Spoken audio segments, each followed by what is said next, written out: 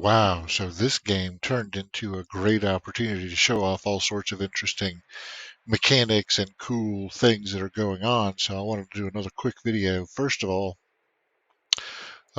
how ambitions can shape strategy in the overall course of your game. I got this ambition to control 4 woodcutter specialists. So that actually, I decided to do that because one, I need the legitimacy, but two, woodcutters will give me some more research and that'll help speed things along tech wise. So I've already put 2 of my cities on making the first 2 woodcutters. I'll do another one over here and then I'll do the fourth one. I don't know, somewhere, wherever I can squeeze it in. So we're totally doing that. Now, here's something interesting though. Um, I pretty well missed the boat on a lot of the good wonders in the early game. There's still the Great Ziggurat is still out there, but I think I'm just gonna completely pass on wonders, and I'm gonna focus on pure military. Well, not pure military, but I'm gonna focus on the military angle for a couple of reasons. One, because I've got neighbors. I mean, I've got neighbors that can get to me, and vice versa. Uh, Babylon is right here. We have a small area that we can fight in. And actually, this is probably pretty easy to defend if I can get some guys over here. I could put a fort here, maybe, or put a fort, yeah, put a fort here, and they can only attack it from one tile. And then I can station slingers, archers here, and we could all fire at whatever's on that tile. So we can mass fire, and they have a much limited ability to mass fire. So, like, I'm just looking here, right? I got 3, 4. I could be defending with 6 guys. He could be attacking with 3 guys and a boat if he comes in. Whatever. Let's just take Navy out of the equation.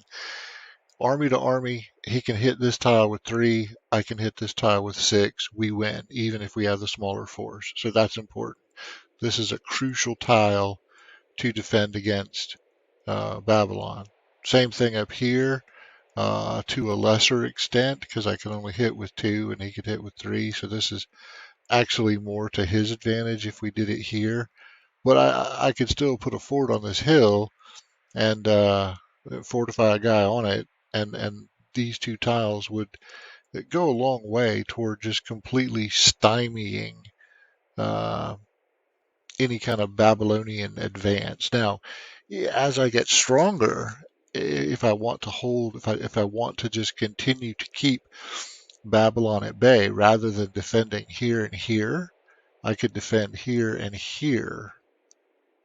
Yeah, I could defend here and here, or even back it up and defend here and here and just clear cut this forest so he doesn't have a place to hide. Just clear cut all this actually, so he doesn't have a place to hide. But I mean that's kind of a longer term goal. I don't have enough resources to actually do this and control this area. So in the immediacy, if Babylon was to come over, they're just going to filter right in through here and come at the capital. So, but in looking at how do I want to defend against Babylon, this would be the keys right here. That would be 2 little choke points I could control, and I could pour more fire on him, pound for pound, than he could pour on me. So especially here. So this is crucial to defending against Babylon, given the terrain. Now, I built my specialist earlier, so I have easy access to Rome. And that's important because Rome invested heavily in wonders. They've got 2 early game wonders.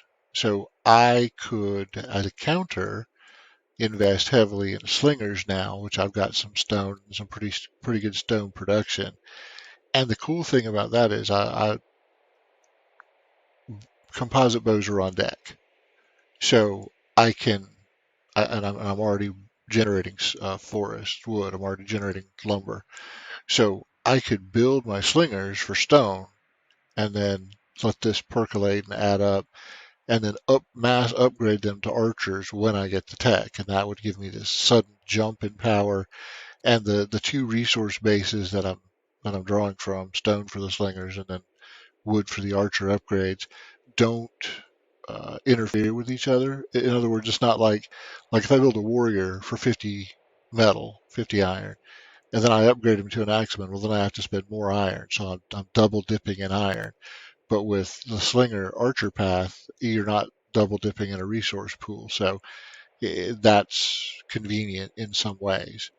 So we'll be doing that. But see, the problem is to get this is 23 years versus 11 for the Axeman. So, and I want both. I want both. So I think I'm going to go for Axeman first. We'll get steel first. And I could really use pastures, but since I have neighbors, I really need to focus on uh, attending to the needs of my army. So that needs to be a priority. I feel like because we're not on great terms with anybody really. So we need to be prepared for incoming attacks. So we're going to do that. Um, but the other thing that I wanted to uh, bring up here is that in addition to Rome having invested heavily in wonders in a way that Babylon has not, and Babylon actually has more cities than Rome. Um, those two are fighting right now, and they're both still stronger than me. So their warring hasn't done enough attrition damage to wear either of their armies down significantly because they're both still showing stronger. But that is sapping Roman strength. I mean, they are taking losses, and then they have to replace those losses, and that gives me an opportunity. So I'm going to jump out. I'm going to focus on Miltech. Get the slingers, get the bows, continue growing my army.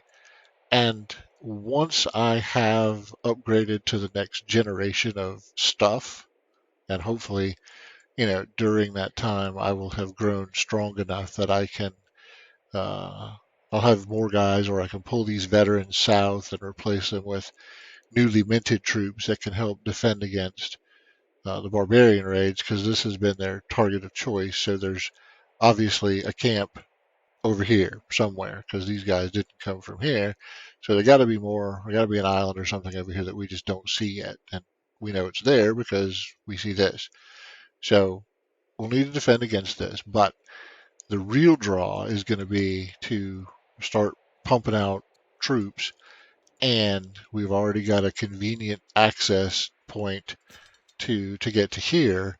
So I need to get my scout down here and start nosing around Roman territory, because if Rome gets weakened, and likely Babylon's going to get the better of that exchange because they've got more cities, more production centers, and Rome has invested heavily in non military stuff. So my prediction is Rome is going to wind up on the losing end of that fight. Uh, and we can take advantage of that if we start prepping now. We won't have siege engines, but I'll have archers and axemen, and I ought to be able to carve right into the Roman capital with that if we hit fast and hard and while they're distracted. That's the plan. So that just those in-game events kind of shaped. I wasn't going to do that at all at first, but now the opportunity has arisen. So we're going to take advantage of that. And hey, if we can snag a Roman city that has a wonder or two, like if we get the capital, well, that's so much the better. So yeah, we're totally going after Rome. But the other thing I wanted to show you in this video is we're about to found another city on the basis of our tribal alliance. So we'll see how much the first one was $1,000. So we'll see how much this one costs. And I can't. Well, I mean, I could theoretically get there, but I'm not going to blow through a bunch of training to do that. I have to move these guys out the way, and I'm going to wait till next turn so I've got more orders to play with. In the meanwhile, because we do need we got to do other stuff too. So I'm going to set up for that other stuff. Uh, if this guy was free, I would chop these trees to get them cleared out, but that's not going to happen. So all we're going to do really then is, and these guys are both ranged attackers. Okay, so we're gonna come out here and just pop him just to start kind of weakening him down. And I'll bring my warrior here. So now he's got to land here, which he could still do. He's probably still going to get another pop on the city, but whatever he lands here is dead. And actually, no, I don't have the orders to do anything else, but I'll go ahead and move him one, and then it's possible he could come. Yeah, this guy could actually come south and land here, and if that happens, we'll have to shift our forces. But we don't know for sure what he's going to do, so we're just going to wait and see how this develops, and then respond in whatever way makes the most sense. Because if one of these guys lands here in the open, then I'll want to bring my slingers south because they're not penalized. If they come to the north, we'll just have to eat the 25% penalty and whatever. And that guy walked right into a death zone. It's a kill box. Um, Carthage was in the game. Persia took them out, and they're now the masters of Zoroastrianism. I don't especially care about that, but sure, we'll let the religion spread. Okay, so let's do this first. Where do we want this city? And this is going to be a hunter's city, so look like we want it. Look like we want it there. Well, that'll be easy. So then I just move this guy out the way. He comes up here, and we can found this for so it's 50% or $500. So we'll found this here. We got another city. $1,500. Easily done. Now, before we do anything else, though, this is the guy we're going to focus fire on because I got two melees that are already right here. So, yeah, let's do that. So we'll do this, and this, and then this guy gets the kill shot, and then this guy just hits what's left, and it wasn't a lot of damage, but so what? Next turn, he's dead. So, whatever he does, he's dead, but he may get a spite shot on the city or who knows what. I want to explore, but I need to continue growing my economy. So we're gonna make workers the priority while let's see. And I think I'm gonna come here. Now, where do I want to do this? There's really no good place to put a garrison up here because it's gonna. I can't put one there. Okay. So it's going to muck with my adjacencies a little bit. I guess I could put it here and do barracks, and stronghold. That looks like probably the best I'm going to get. So we'll do that. And I've already got another garrison working uh, in one of the other cities here.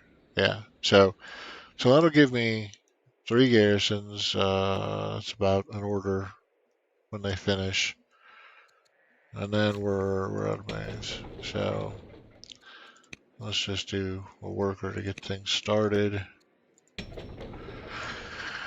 And we're going to do a slinger down here. And we're done.